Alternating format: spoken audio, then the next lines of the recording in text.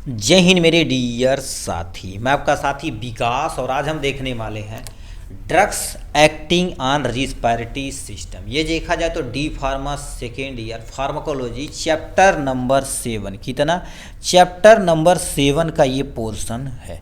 Chapter number 6 हमने पूरी तरह से क्या कर लिया, कवर कर लिया। ठीक, अब आपको हम अकॉर्डिंग टू पीसीआई सिलेबस दिखाएं। ठीक है, तो सिलेबस में आपको इतना चीज़ें पढ़नी है। पहला दे रखा आपके सामने, देखिए 6 नंबर चैप्टर तो ऊपर हमने कवर कर लिया।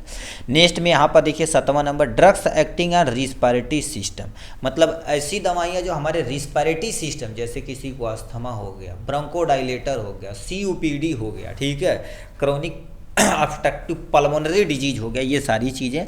ठीक है, तो इस टाइप से बहुत सारी बीमारियां होती हैं। तो यहाँ पर हमको देखना है, जैसे इनके डिफिनेशन देखना है, classification, pharmacological action, dose, indication and Contra indication देखना पड़ेगा हमको यहाँ से।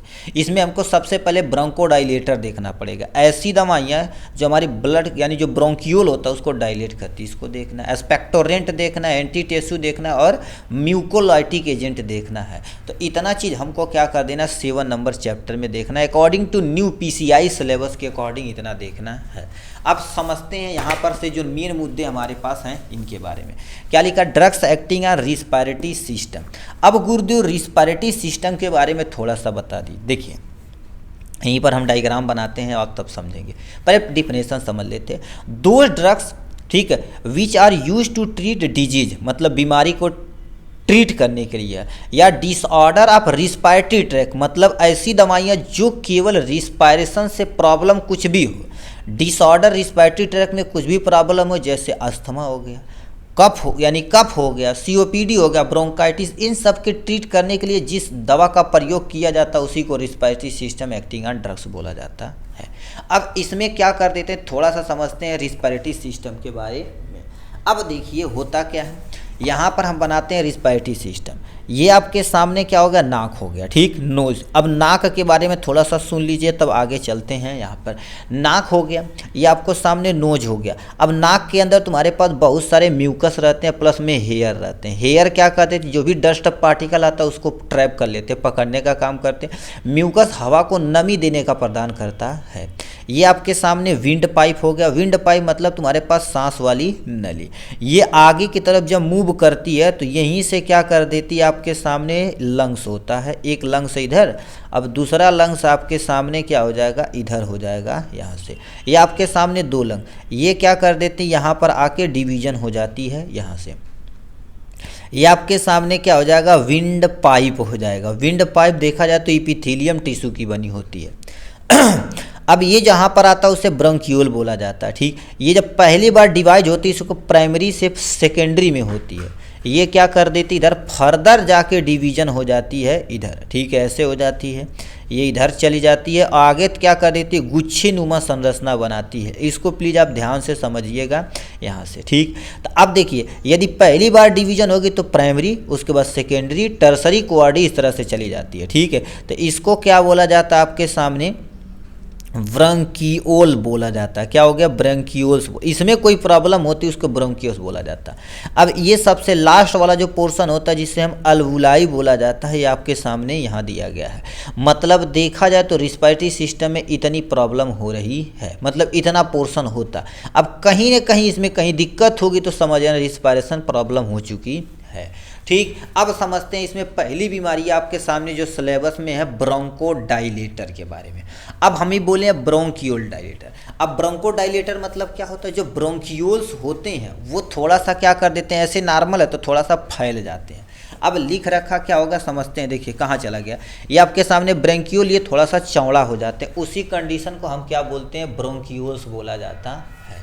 ठीक, अब परिभाषा समझते हैं ब्रोंकियोल्स क्या होता है। देखिए ब्रोंकोडाइलेटर आर एजेंट, मतलब ऐसी दवाइयाँ, ठीक है, that causes dilation of the bronchiole. मतलब क्या होता है, ये दवाइयाँ होती क्या है, जैसे मान लेते हैं, ठीक है, ये नॉर्मल क्या होगा, देखा इतना इसका पोर्शन, इसी से हवा आ जा रही है, तो इसमें मान लेते हैं कहीं से म्यूकस भर जाए या कोई अन्य डस्ट पार्टिकल भर जाए, तो इसको क्या करना, थोड़ा सा चौड़ा करेंगे तभी तो आदमी सांस ले पाएगा। तो इस कैटेगरी की जो दवा होती है इसको थोड़ा सा डाइलीट करती है। डाइलीट मतलब चौड़ा करने का काम करती है। तो वही लिख रखा है आपके सामने, ब्रोंकोडाइलेटर और एजेंट, मतलब ब्रोंकोडाइलेटर एक ऐसे एजेंट होते हैं कॉज डायलेशन ऑफ ब्रोंक्यूल, जो तुम्हारे पास ब्रोंक्यूल होता है उसको चौड़ा करने का काम करते हैं। ठीक, क्यों? क्योंकि हमारा जो ब्रोंक्यूल होता है किसका बना होता है? स्मूथ मसल का। Smooth muscle thereby the relieving bronchospasm and increase air flow to the lungs. मतलब क्या होता है, मान लेते हैं लंग्स में कोई प्रॉब्लम है जिससे हमारे पास जो भी ब्रोंक्यूल है वहाँ पर प्रॉपर अमाउंट में हवा नहीं जा पाएंगी, तो उसको थोड़ा सा क्या करना पड़ेगा? चौड़ा करना पड़ेगा। जैसे अभी छोटी सी खिड़की लगवाएंगे तो पर्याप्त मात्रा में आपको हवा नहीं मिल पाएगी, तो कहते हैं बड़ा खिड़की लगाओ, दरवाजा खोल दो, मर्दे हवा तो नहीं आवे, ठीक है, पंखा उंखा चालू कर देते हैं। तो उसी तरह से हमारे लंग्स के अंदर क्या होता है, प्रॉपर अमाउंट में नहीं जा पाता है, ठीक, नहीं जा पाता है हवा, तो जिससे हमको दिक्कत होती है। तो उसको क्या कर देते हैं, चाहे चौड़ा करेंगे चाहे साफ़ करेंगे। जैसे आपकी एसी है, अब बताओ एसी जब खराब हो जाती है तो उसको साफ़ कर देते हैं कायदे से, बढ़िया से पंखाओं का साफ़ कर देंगे तो बढ़िया फर्राटादार हवा देगा। तो इसमें वो तो होना नहीं है, तो जो स्मूथ मसल होती है, जो ब्रोंक्यूल का स्मूथ मसल होती है, उसको थोड़ा सा चौड़ा कर देती है, जिससे हमें ब्रोंको स्पास में आराम मिलता, जिससे हवा क्या हो जाती है हमारे लंग्स में प्रॉपर अमाउंट में जा सकती है। ठीक, तो ये हो गया इसके इंट्रोडक्शन के बारे में। अब इसे क्लासिफिकेशन किया गया, 3 में क्लासिफिकेशन किया गया। आपके सामने 2-2, 3-3 एग्जाम्पल बहुत है। देखिए क्लासिफिकेशन किया गया, पहला दे रखा सिंपैथोमिमेटिक एजेंट, जिनथेन डेरिवेटिव होता है, एंटीकोलिनर्जिक ड्रग्स होता है। अब आते हैं तुम्हारे पास क्या हो गया इसके अंतर्गत, ठीक है, देखिए ध्यान से सुनिए, इसके अंतर्गत इसको फर्दर 2 में डिवीजन किया गया। इसमें एक कैटेगरी की दवाइयाँ आती है, शॉर्ट ड्यूरेशन आता है, ठीक है, या कहीं कहीं इसको शॉर्ट एक्टिंग लिखा रहता है। शॉर्ट एक्टिंग मतलब ये थोड़ी ही समय के लिए काम करेंगी बट बहुत तेज़ी से काम करती हैं, इसको शॉर्ट एक्टिंग बोला जाता है। नेक्स्ट में इसी में तुम्हारे पास क्या हो जाता है, लॉन्ग, ठीक है, ये आपके सामने लॉन्गर एक्टिंग होता है। लॉन्गर एक्टिंग जो तुम्हारे पास लंबे समय तक ये वर्क करती हैं उसको बोला जाता है यहाँ से, ठीक है। तो शॉर्ट एक्टिंग हो गया प्लस में लॉन्ग एक्टिंग हो गया है यहाँ से। अब लिख रखा शॉर्ट एक्टिंग में तुम्हारे पास सबसे पहले बेस्ट एग्जांपल तुम्हारे पास क्या हो जाएगा, सल्बूटामॉल हो जाएगा, जो मोस्टली सब जगह मोस्टली मिल जाता है, ठीक। नेक्स्ट में तुम्हारे पास क्या हो जाएगा, एक और लिख देना तुम्हारे पास अल्ब्यूटेरॉल हो जाएगा यहाँ से, ठीक। नेक्स्ट में तुम्हारे पास क्या हो जाएगा, लिख सकते हैं आप टर्बूटाइन हो जाएगा यहाँ से, टर्बूटालीन लिख देते हैं। ये आपके सामने शॉर्ट एक्टिंग में इतनी दवाइयाँ आती हैं। दोबारा समझते हैं, शॉर्ट एक्टिंग कुछ ऐसी दवाइयाँ होती हैं जो कुछ समय के लिए काम करती हैं, कुछ समय के लिए, बट तुरंत फास्ट एक्शन करती हैं, कुछ ही देर रहती हैं। सल्बूटामॉल एल्बुटिरॉल हो जाएगा, टर्बूटालीन हो जाएगा। अब लॉन्ग एक्टिंग में तुम्हारे पास ऐसी दवाइयाँ जिनका जो तुम्हारे पास इफेक्ट रहता है, लंबे समय तक बनाए रखता है, उसको लॉन्ग एक्टिंग बोला जाता है। लॉन्ग एक्टिंग में तुम्हारे पास क्या हो जाएगा, देखिए जाए, सल्बूटामॉल नहीं, सल्मेट्रॉल होता है, ठीक है, ये आपके सामने मेट्रॉल होता है एक दवाइयाँ। दूसरा आपके सामने क्या हो जाएगा बाबू, फिनोटेरॉल होता है, ठीक है, फिनोटेरॉल होता है यहाँ से। अब दूसरा तुम्हारे पास देखा जाए तो आपके सामने क्या हो जाता है, फर्मोटेरॉल आता है, क्या होगा, फर्मोटेरॉल आता है। इतनी आपकी दवाइयाँ यहाँ से दी गई है। नेक्स्ट में तुम्हारे पास लिख रखा जेनथीन डेरिवेटिव। जेनथीन डेरिवेटिव में जैसा बेस्ट एग्जांपल आप सुनेंगे थियोफाइलिन का, ठीक है, जो तुम्हारे पास यहाँ पर हो जाएगा, थियोफाइलिन हो जाएगा। ये थियोफाइलिन आपके सामने ये कैटेगरी की दवा दी गई है। दूसरा आपके सामने क्या दे रखा बाबू, अमीनोफाइलिन होता है, ठीक है, अमीनोफाइलिन होता है यहाँ से, ठीक है, अमीनोफाइलिन जेनथीन डेरिवेटिव में होता है। लॉन्ग एक्टिंग में तुम्हारे पास क्या हो जाता है, एंटीकोलिनर्जिक ड्रग्स। एंटीकोलिनर्जिक ड्रग्स में तुम्हारे पास क्या हो जाता है, एट्रोपिन दी जाती है। अब ये थोड़ा सा तगड़ा कंडीशन हो जाता है भैया, ठीक है, एट्रोपिन दी जाती है। नेक्स्ट में तुम्हारे पास क्या लिख रखा है, एप्रोट्रोपियम हो जाएगा, ठीक है, ये आपके सामने एप्रोट्रोपियम हो जाएगा। 2 कैटेगरी की दवा दी गई है यहाँ पर। अब सुनते हैं दोबारा एक बार देखते हैं, यानी क्या लिखा, सिंपैथोमिमेटिक एजेंट में शॉर्ट में तुम्हारे पास सल्बूटामॉल ठीक है, एल्ब्यूटेरॉल होता है, ठीक है, एल्ब्यूटुराल होता है, टर्बुटालीन होता है। लॉन्ग एक्टिंग में तुम्हारे पास लिख रखा सल्मेट्रॉल होता है, फिनोटेराल होता है और फॉर्मोटेराल होता है। जेंथिन डेरिवेटिव में थायोफाइलिन होता है, अमीनोफाइलिन होता है। मतलब जेंथिन में समझ लो फाइलिन पर, यानी क्या होता है फाइलिन कैटेगरी की दवा आती है। एंटीकोलिनर्जिक ड्रग्स में एट्रोपिन आता है। नेक्स्ट में तुम्हारे पास क्या लिख रखा है, एपट्रोपियम आता है। तो ये आपके सामने दे रखा क्लासिफिकेशन के बारे में। अब हम थोड़ा सा चलते हैं अब फार्माकोलॉजिकल एक्शन के बारे में। मतलब इस कैटेगरी की दवा यदि हम खा लिए हैं तो हमारे शरीर के अंदर कैसे अपना एक्शन परफॉर्म करेगा, इसको हम देख लेते हैं यहाँ पर।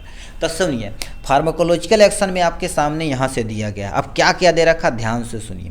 पहला, relaxation of the bronchial smooth muscle. जो स्मूथ मसल उसको रिलैक्स कर देगी। अभी बताओ, जब से रिलैक्स हो जाते तो आपको बहुत मज़ा आता है, ठीक है।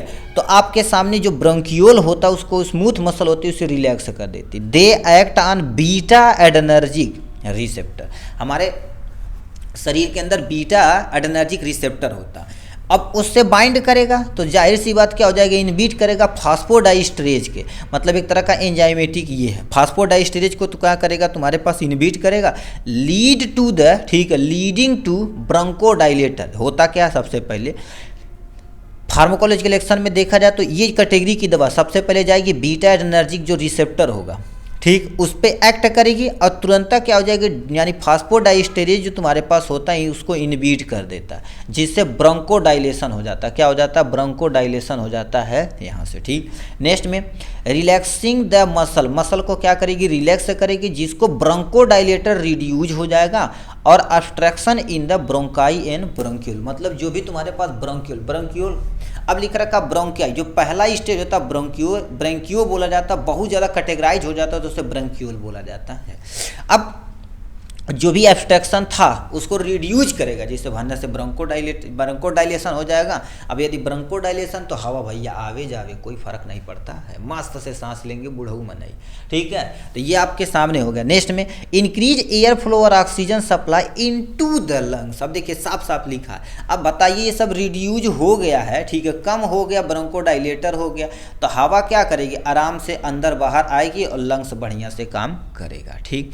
नेक्स्ट में तुम्हारे पास क्या लिखा रखा, इप्ट्रोपियम ब्रोमाइड ब्लॉक म्यूस्कॉर्निक रिसेप्टर। अब म्यूस्कॉर्निक रिसेप्टर जब आगे पढ़ेंगे ना तो इसमें तुम्हारे पास M1 M2 M3 वैसे बइयो सारा होता है, ठीक। तो म्यूस्कॉर्निक रिसेप्टर को ये क्या कर देंगे, ब्लॉक करेंगे, जिससे प्रिवेंट एसिटाकोलिन तुरंत यानी क्या होगा, प्रिवेंट हो जाएगा, रोक दिया जाएगा। और इंड्यूस कंट्रक्शन, जो भी तुम्हारे पास कंट्रक्शन होना चाहिए वो होबा नहीं करेगा, आराम से फैल जाएगा। जब आराम से फैल जाएगा तो इजीली काम हो जाएगा, जब फैलेगा तो भैया अल्लाह आवा जा सांस ला, कोनो टेंशन नहीं है, ठीक है। तो ये आपके सामने हो जाएगा फार्माकोलॉजिकल एक्शन के बारे में।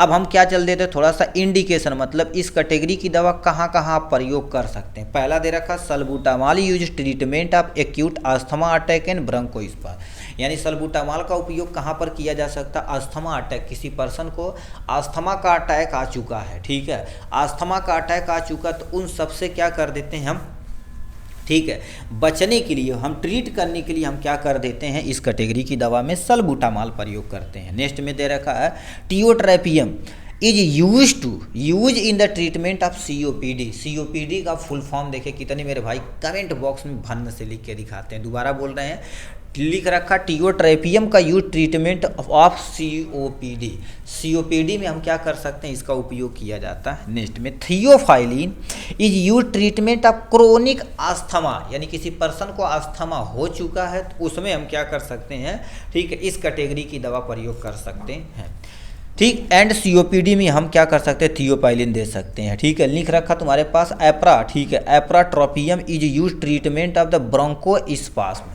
जो तुम्हारे पास ब्रोंकोस्पाज्म होता है उसको ट्रीट करने के लिए हम क्या कर सकते हैं, यहाँ से लाते हैं। नेक्स्ट में COPD में भी हम प्रयोग कर सकते हैं। मतलब मोस्टली देखा जाए तो रिस्पायरेशन वाले प्रॉब्लम में कोई देखे तो हम यहाँ से इस कैटेगरी की दवा प्रयोग कर सकते हैं। नेक्स्ट में देख लेते हैं तुम्हारे पास कॉन्ट्राइंडिकेशन। कॉन्ट्राइंडिकेशन मतलब कहाँ कहाँ प्रयोग नहीं कर सकते हैं। पहला दे रखा आपके सामने यहाँ से हाइपरथायराइडिज्म में आप प्रयोग नहीं कर सकते। क्यों, क्योंकि उसमें ऑलरेडी तुम्हारे पास ऐसे सांस ले रहे हैं, ठीक है, तो उसमें देंगे तो दिक्कत हो जाएगी। पेप्टिक अल्सर में आप प्रयोग नहीं कर सकते। ग्लाइकोमा एक आंख से रिलेटेड डिजीज है जिसमें हमारे आंख के अंदर इंट्राऑकुलर प्रेशर बढ़ जाता है, तो उसमें नहीं दे सकते। Hyper sensitive of these drug, मतलब कोई बंदा है यानी ब्रोंकोडायलेटर जो तुम्हारे पास है इसके दवा के प्रति ऑलरेडी बहुत ज़्यादा सेंसिटिव है, तभी इसमें आप प्रयोग नहीं कर सकते हैं। ठीक है, नेक्स्ट में क्या लिखा, सीजर डिसऑर्डर। सीजर डिसऑर्डर मतलब किसी को मिर्गी आ रही है तभी आप प्रयोग नहीं कर सकते हैं।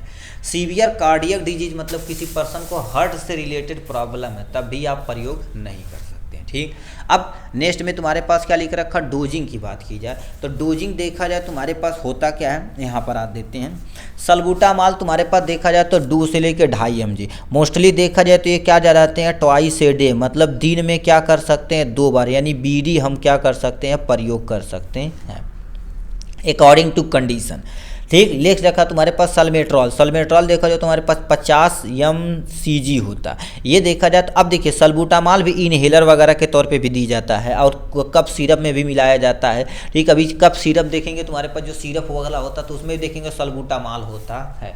ठीक है, अब सल्बूटामाल करता क्या है आप तो जान ही गए आपके सामने, फार्माकोलॉजिकल एक्शन में।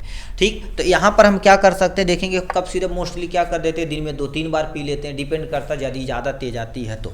सल्मेट्रॉल देखा जाए तो 50 mg, ये भी मोस्टली क्या जाती है बीडी प्रयोग की जाती है दिन में 2 बार। लिख रखा ट्रायोट्रोपियम जो दे रखा 18 mcg जो तुम्हारे पास, ये भी बीडी आप प्रयोग कर सकते हैं दिन में 2 बार। थियोफाइलिन भैया इसमें देखा जाए तो क्या होगा, इनहेलेशन के फॉर्म में इसको दी जाती है, इनहेलेशन के फॉर्म में दी जाती है, और एक आती है ऐसे पंप के फॉर्म में होती है। ठीक है, पंप के फॉर्म में ऐसे देखे होंगे। ठीक है, ऐसे पंप के फॉर्म में होता है। ठीक है, ऐसे इसमें मुंह में डाल के और यहाँ से क्या कर देते हैं ऐसे ऐसे दबाते हैं, ऐसे ऐसे दबाएंगे ऐसे ऐसे काम हो जाएगा। तो इसे इनहेलेशन के फॉर्म में दी जा सकती है और कफ सिरप के फॉर्म में इसको हम क्या कर सकते हैं दे सकते हैं। ठीक है, तो ETC कर देते हैं। तो कईयों डिपेंड करता है। अब देखिए मान लेते ख़राब ज़्यादा कंडीशन रहती है तो दिन में 2-3 बार हम क्या कर देते हैं, इनको सांस लेने वाली इनहेलर लगा देते हैं, बट मोस्टली 2-3 बार बहुत है। ठीक, तो ये आपके सामने रहा किसके बारे में, ब्रोंकोडायलेटर के बारे में। क्या क्या देखा हमने, डिफिनेशन देखा, क्लासिफिकेशन देखा, pharmacological action, indication, Contra indication और डोजेज जो अकॉर्डिंग टू फार्मेसी था हमने पूरा डिटेल में इसे कवर कर लिया है। चलिए आज के लिए बस इतना ही, फिर मिलेंगे नेक्स्ट वीडियो में नेक्स्ट टॉपिक के साथ, तब तक के लिए bye bye and take care.